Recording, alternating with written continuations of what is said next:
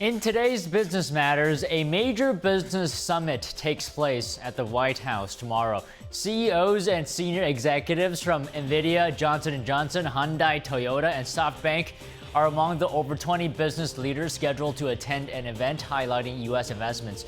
President Trump will host the Investing in America event, promoting a wide range of investments in sectors like defense, technology, and healthcare. The goal is to encourage companies to expand their manufacturing footprint in the United States. The White House says recent investment pledges from major firms like Taiwan's TSMC and Apple show resounding confidence in the U.S. economy. And last month, South Korea's Hyundai announced a more than $20 billion investment in the U.S., including a nearly $6 billion Hyundai steel plant in Louisiana. Amazon launched a batch of satellites into orbit on Monday. It marks the biggest stride yet in the tech giant's efforts to join a race to blanket the planet in internet connectivity beamed from space. 27 satellites took flight atop an Atlas V rocket from Cape Canaveral Space Force Station in Florida. And the launch kicks off the first installment for Amazon's project Kuiper, which will eventually use a constellation of 3,200 satellites in its first phase. The effort is poised to compete with Starlink, the network which is offered by Elon Musk's SpaceX. And Amazon is hoping to roll out Project Kuiper fairly quickly, with its first customers using the network later this year. Drug maker Merck has broken ground on a new $1 billion site in Delaware. CEO Robert Davis said the effort will take time, but the payoff could mean stable access to drugs and high-paying jobs in the U.S. Davis explained that this is an opportunity for the U.S. site to provide for the U.S. and European site to provide for Europe.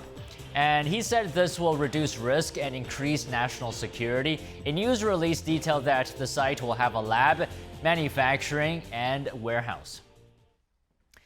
Ditching artificial dyes early, PepsiCo products are getting ahead of a phase-out. The Health and Human Services Department announced measures this month to remove all petroleum-based synthetic dyes by next year. During a recent earnings call, PepsiCo CEO said the company will lead the transition and will stop using these dyes by the end of the year. He noted that the company's products are safe, but it is anticipating demand for natural ingredients. He said the entire portfolio will move to natural colors, or will at least provide a natural color option. Pepsi owns popular snack brands like Lay's, Doritos, and Cheetos. And on Tuesday, UPS said it's going to cut 20,000 jobs this year, which is about 4% of its global workforce.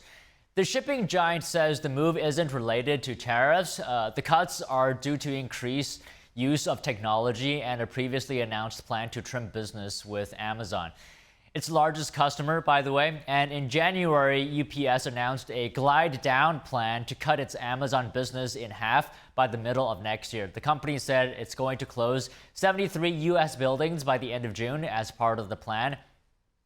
And UPS leaders are also expecting to use more automation in the company's facilities, with 400 facilities becoming partially, if not fully, automated. Meanwhile, General Motors is recalling more than 721,000 trucks and SUVs worldwide, and this is over possible engine defects. The National Highway Traffic Safety Administration opened an investigation after about 40 complaints for engine failures. While the investigation continues, GM has issued a voluntary recall for repairs or replacements. It affects vehicles with 6.2-liter V8 engines from the 2021 through 2024 model years. They include the Chevy Silverado 1500, Tahoe and Suburban, the GMC Sierra 1500, Yukon and Yukon XL, and the Cadillac Escalade and Escalade ESV. And soda maker Coca-Cola has reported better than expected quarterly profits and said it expects the impact of tariffs to be manageable. Rival PepsiCo, on the other hand, lowered its full-year earnings expectations because of tariffs. Both are facing 25% tariffs on aluminum, which are used for their cans. Coke CFO John Murphy said tariffs could impact its costs and consumer sentiment, but Murphy said Coke has numerous ways to manage the impact. For example, in the past, it noted it could rely more heavily on glass and plastic bottles. Coke's unit case volumes grew in the first quarter. This was led by higher demand in China, India, and Brazil. Coca-Cola Zero Sugar was a standout with case volumes up 14%. French car parts supplier Valo said that 90% of the products it produces in Mexico and imports into the U.S. are now compliant with the United States-Mexico-Canada agreement. So goods complying with the trade deal are excluded from Trump's duties. In one example of how Valo is complying, its CEO said it was moving plastic molds used to produce car parts from China to other parts of the world, particularly Mexico and the U.S. The company also accelerated its restructuring and savings program, which it expects will generate total savings of $171 million in 2025. Now, fear over tariffs have fueled imports, with businesses stockpiling. The U.S. goods trade deficit rose to a record high in March, dragging down GDP. The Commerce Department's Census Bureau reported that the goods trade gap widened by nearly 10% to $162 billion. Economists estimate that this could have sliced as much as 2 percentage points from GDP last quarter.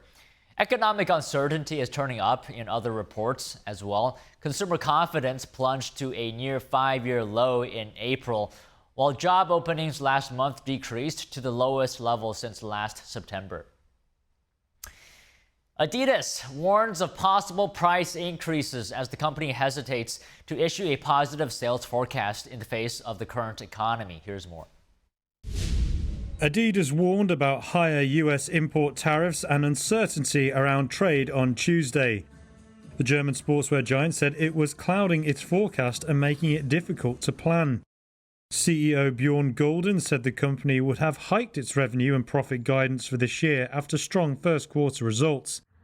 But tariff uncertainty meant it decided to hold back. Adidas expects the blanket increase in US tariffs to eventually cause price increases across all its products. However, it said it was currently impossible to quantify those or to establish the likely impact on US consumer demand. Golden added Adidas has already reduced exports of China-made goods to the US to a minimum. He said it is still somewhat exposed to much higher US tariffs on Chinese goods. Unexpectedly high US tariffs on Southeast Asian countries like Vietnam and Indonesia came as a surprise to sportswear brands, although they were paused until July. The companies make most of their sneakers and clothing there. Adidas said it would strive to ensure US retail partners and consumers get products at the best possible price. It further said it would try to compensate for uncertainty in the US by boosting its performance in the rest of the world. First quarter sales rose 14% in Europe and 13% in Greater China and were up just over a quarter in Latin America. Sales in North America increased just 3%, which Adidas said was due to the phase-out of its Yeezy sneaker line. Adidas stuck to its full-year guidance but warned uncertainties could put negative pressure on this later in the year. Now, the Wall Street Journal is reporting that Starbucks' new drink scheduling system has shaved 2 minutes off the average time to make a drink ordered inside cafes.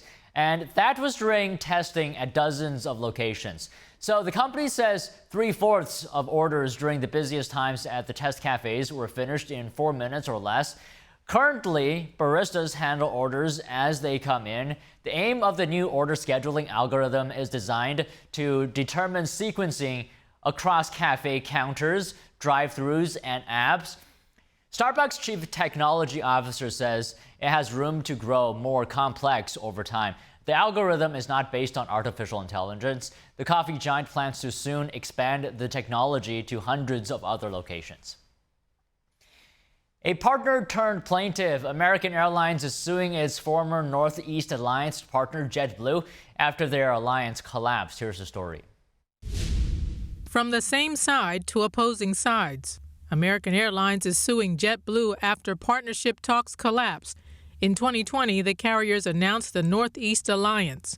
It allowed the two airlines to coordinate flights and share revenue. American was hoping the partnership would strengthen its network and loyalty program. But last November, an appeals court upheld a 2023 ruling that said the alliance violated antitrust law. The lawsuit states that American is now trying to recover more than $1 million that American says JetBlue owes it after unwinding the partnership. In response to the lawsuit, JetBlue said it has been working with American to wind down the alliance and will review the complaint. JetBlue said it couldn't comment further on the pending litigation. Back in February, JetBlue said it was in talks with multiple airlines to establish a partnership. American says it's now focusing on its New York and Boston markets. Gilead Sciences has agreed to pay $202 million to settle a whistleblower lawsuit over alleged kickbacks. The settlement resolved charges that Gilead violated federal law by defrauding Medicare, Medicaid, and other programs into paying for drugs prescribed by doctors involved in Gilead's promotional speaker programs. So Gilead said it settled to avoid the cost and distraction of potential litigation. The California-based company set aside money for the settlement in last year's fourth quarter. The Gilead case was originally filed in 2016 by a doctor who treats patients diagnosed with HIV and AIDS. Now, the White House is taking an assertive stance against Amazon. Today, during a press briefing, White House Press Secretary Caroline Leavitt responded to a news report claiming that Amazon was going to list how much is added to the prices of tariffs on items as a result. Amazon quickly denied the claims, but said it had considered the idea for a separate site. NTD's Sean Marshall has the details. Take this since I just got off the phone with the president about Amazon's announcement. This is a hostile and political act by Amazon. The White House and Press Secretary Caroline Leavitt made a serious point on Tuesday that the Trump administration will not tolerate any actions from companies that appear to be siding with China or politically motivated propaganda. Punchbowl News first reported that Amazon will soon display how much an item is with the addition of tariffs right next to the product's total price.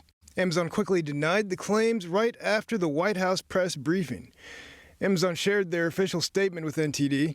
The team that runs our ultra-low-cost Amazon Hall store considered the idea of listing import charges on certain products. This was never approved and is not going to happen. Amazon Hall is a spin-off website that sells items below $20. It's basically Amazon's version of Chinese online shopping site Temu, and is still in a beta phase of operations. Temu itself has introduced a new import charge that is displayed at checkout. Temu sources most of their products from China. Amazon has partnered with a Chinese propaganda arm. So this is another reason why Americans should buy American. It's another reason why we are onshoring critical supply chains here at home to shore up our own critical supply chain and boost our own manufacturing here. Leavitt was referring to a Reuters report from 2021 about an alleged partnership between Amazon and a Chinese propaganda arm that censored user reviews on its Chinese website for Chinese leader Xi Jinping's speeches and writings. Amazon donated $1 million to Trump's inaugural fund and is producing a documentary focused on First Lady Melania Trump. Trump recently praised Bezos, telling The Atlantic in an interview published Monday, he's 100%, he's been great. Sean Marshall, NTD News. Royal Caribbean raised its annual profit forecast, benefiting from strong bookings for its high-end itinerary offerings as well as easing fuel costs. The company's CEO said that vacation spend continues to grow, and Royal Caribbean's strong booking trends and disciplined cost management are among the factors that should leave it in a good position. So growing interest in high-end leisure travel among consumers has boosted the cruise industry, with bookings surpassing historical levels in the recent past. Royal Caribbean witnessed record bookings during the Wave season, the period from January to March when operators offer exclusive cruise deals and packages despite its consecutive hikes in ticket prices. And joining us now to discuss Trump's first 100 days is economist Lydia Mashburn-Newman. She's the managing director of monetary economics at the American Institute for Economic Research. Also joining us is Daniel Lacalle, a chief economist at Treasury's Hedge Fund and author of Freedom or Equality. So first of all, good afternoon to you both. I just want to focus on one specific aspect here of the past 3 months, and that is his tariffs. So Trump is often saying that he was elected on the economy, but we've seen significant fear perhaps and worry maybe in response to his tariffs. Lydia, if I may, I'll start with you. What is your perspective on this? Yeah, so the tariffs are definitely causing a great deal of uncertainty. We've seen this in the stock market. We've also seen this among business owners, business leaders, both large companies as well as small companies. You're also seeing some detraction among consumer sentiment. A lot of the survey data, what's known as the soft data, is showing that the outlook that many Americans are starting to have on the economy is turning a little bit more south, and much of that is in response to the tariff policies. So there's definitely some concern out there. So Daniel, what do you think? Is Trump helping the economy right now? Well, Trump is helping the economy, but we need to understand where the economy was heading to. After the disastrous policies of the past 4 years, the economy was heading into an absolute disaster. The trade deficit was completely unsustainable. The fiscal deficit was completely unsustainable. The economy was already weakening. Consumer sentiment was already coming down. All those factors have been inherited. Now, it is obvious that that tariffs may create some kind of concern because it's a negotiation, and it always leads to certain levels of questions of how will this end. However, I think that the reason why Trump was elected was precisely to take action on what was already a very challenging environment for the U.S. economy in terms of trade. And I think that the progress that is being achieved in terms of those negotiations is already reflected in the stock market and probably will reflect also on consumer sentiment in the future. The headlines from the mainstream media don't help either. Everybody seems to be talking way too much about the negatives and very little about the positives. Lydia, what are your thoughts? Is the U.S. economy under the Trump administration headed in the right direction? I think there have been a number of positive aspects, some things that, not to take us away from tariffs too much, but a lot of the work related to deregulation is a key component in fostering business development and consumer confidence. And a number of things that came out of DOGE, where they were showcasing some areas where we could rein in some spending in government. On the tariff side, I think a lot of the goals have been really laudable, trying to restore manufacturing and trying to restore some competitiveness in the U.S. But there definitely are some concerns about how this is playing out as a negotiating tactic that can be valuable, at least from Trump's perspective. But we're also looking at a complete retooling. And if Trump's goals are to bring manufacturing back to the United States, that's something that takes time, not months, but years. And so this shift in the way that the economy is meant to be run, according to Trump, I think that we're maybe getting a little out over our skis, and we'd like to see a little bit more on the tax reform front, making permanent the 2016 tax cuts, also more advancements on the deregulatory front. These are things that would help spur and foster that internal domestic production. And so I think we need to be really mindful of what some of the short-term and medium-term costs of this shift and what the tariffs are doing, especially among global trade relations, but also among Main Street and small businesses, where a lot of our supply chains are global, even among our small business owners. So I think we need to be really cautious about how these things get implemented. And I'm really curious to see how some of the negotiations play out, especially with our larger trading partners like Japan, potential with India, as well as the EU. Okay, we have to talk about markets. I actually have a clip here with me. Let me get your guys' reaction on a reporter asking Trump about markets. Watch. Do you think the markets are adjusting to your tariff policy? So when you look at what's happening, I think so. I said there'd be a transition. People haven't understood it. Now they're starting to understand it, So you heard it from Trump there. Daniel, what do you think? Well, we've gone from excessive optimism to excessive pessimism, and now a little bit of, coming back to reality. If we think about what happened, particularly in the past 6 months, it was a very unhealthy increase in valuations of companies that came fundamentally from multiple expansion.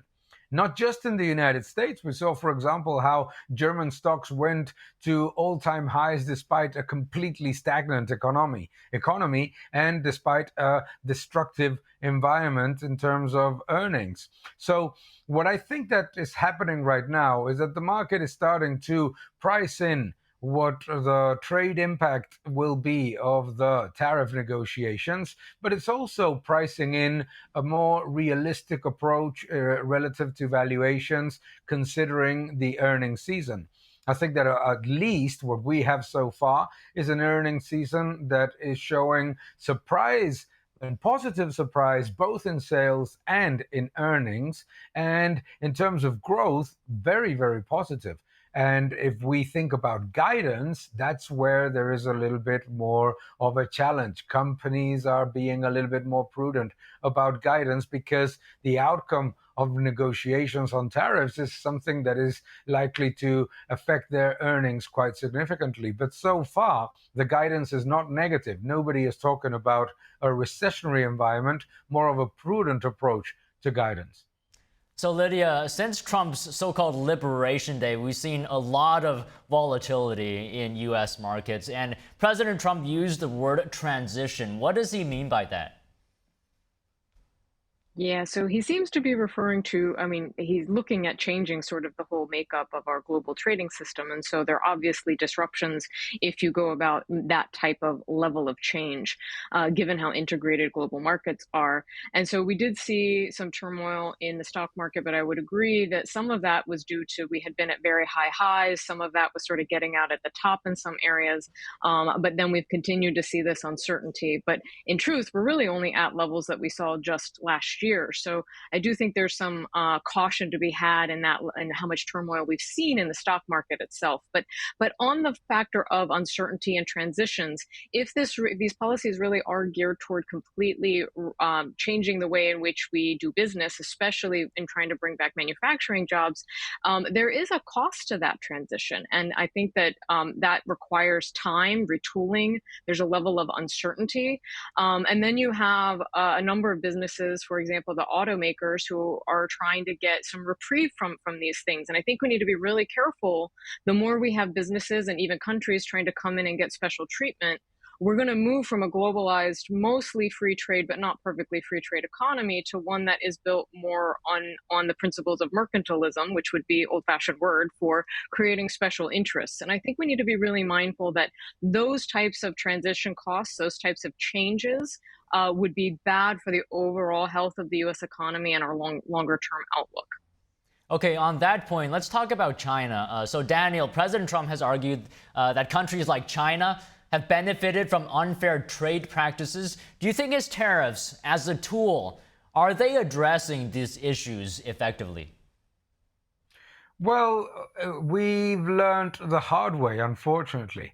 The diplomatic approach has not worked. In the first administration, the first Trump administration, we saw how going through the diplomatic level ended up with no improvement, actually, with both China and the European Union increasing their non-tariff barriers dramatically. Therefore, I think that obviously the current negotiation in an open forum with aggressive words at some point certainly creates some uncertainty. But I think that there's no other option. And I think that there's no other option because it's been a long time since the United States has seen the benefits of the current situation. For a while, the United States was getting cheap products and ample supply of all sorts of very, very affordable products. But the improvement in prices has come at a very high cost to manufacturing, has been a very high cost to actually free trade, when there's actually no free trade whatsoever. There's ban on US companies, there's intellectual property theft, there's numerous things that go way beyond what is a tariff negotiation. Therefore, I think that this has to be improved, and I concur completely with what my colleague said just a moment ago. This has to be a comprehensive negotiation that leads to an opening of non-tariff barriers from the rest of the world and an improvement in global trade, not to a special favor treatment to certain sectors close to the heart of policymakers. Right, so on this issue, I actually have another clip, and I liked your guys' reaction on this. Watch. But we've been ripped off for many, many years. The United States has been ripped off like no country probably in the history of the world has been ripped off for 45, 50 years. And countries have gotten rich by doing that with the United States. We've taken care of it. Lydia, what are your thoughts? Yeah, those are some very serious concerns, as we were just talking about, related to mostly the non-tariff barriers. There are things related to your subsidization, things that China subsidizing its certain industries. Japan does the same, especially with its auto manufacturing, and preventing our cars from going over there, not necessarily through tariffs, but through what they term their safety regulations. And so I think that this is it's a very real concern, and part of what drove Trump to the White House is that, especially among sort of your normal average American, you do see that there have been harms from globalization that has been somewhat, in some people's view, less than mutual in terms of benefits. And you do have some very serious concerns when it comes to China, more geopolitical concerns. You have issues where we don't have the ability to own companies outright over there. You still have to have a 51% stake from a Chinese owner, and a lot of challenges, as was just mentioned, about IP, where our intellectual property is sometimes taken, adapted, and essentially used without any compensation. So there are some real concerns, and I think that especially people who are more maybe on the free trade side of things have maybe not been as helpful in discussing this by not acknowledging that those are real costs and consequences when you're dealing with a trade partner that isn't necessarily playing fairly. But the solution isn't always more tariffs. If it's a negotiating tactic that lowers these non-tariff barriers, I think that would be a positive outcome. But there are other things that we can do domestically to help spur and improve our own competitive advantages. And I'd like to see us doing more on that end as well, because I don't think it's enough for us to just be like, hey, we think you've been a bad actor and we're going to try to be punitive. Those negotiations may yield some positive outcomes, but we need to make sure we continue to provide a competitive environment here at home. And that's something that's left off the table. A lot of our manufacturing left because of our rules and regulations, and it went to find cheaper labor elsewhere throughout the globe. Yeah, okay, so we just have a bit of time left, maybe 30 seconds. And Daniel, I would like you to have the final thought here. Well, I think it's a very simple issue. We have been told for many years that we were living in a free trade world, and it wasn't the case. In fact, the reality is that tariffs are the norm all over the world, and that trade barriers are also the norm. And those things have massively impacted negatively the United States, because most countries were trying to protect their industries against US companies and at the same time subsidizing politically favored countries. So ultimately, I think it's very important to conduct these negotiations wisely, but I also concur with my colleague. It is not the only thing that needs to be done. We need better taxation. The United States also needs to continue with the deregulation process, and with lower regulation, improvement in the administrative burdens and improvement in the taxation process, then things can come back rather quickly. Well, all right. Great conversation today. Once again, thank you very much, Daniel, Lydia. An absolute pleasure. Thanks for having us. And now on to markets. U.S. stocks closed higher today, and this is despite choppy trading, as investors weighed corporate earnings as well as mixed economic data and evolving trade policies. Treasury Secretary Bessent warned that China could lose up to around 10 million jobs due to tariffs, while progress with Japan and India was noted. Trump signed an order easing auto tariffs temporarily, but companies like GM still cut its guidance, and consumer confidence fell as well. amid the trade deficit widening, reflecting growing tariff impacts. Still, the S&P 500 extended its winning streak to 6 days now, led by strong results by Honeywell, Sherwin-Williams, and Coca-Cola. And that's it today on Business Matters.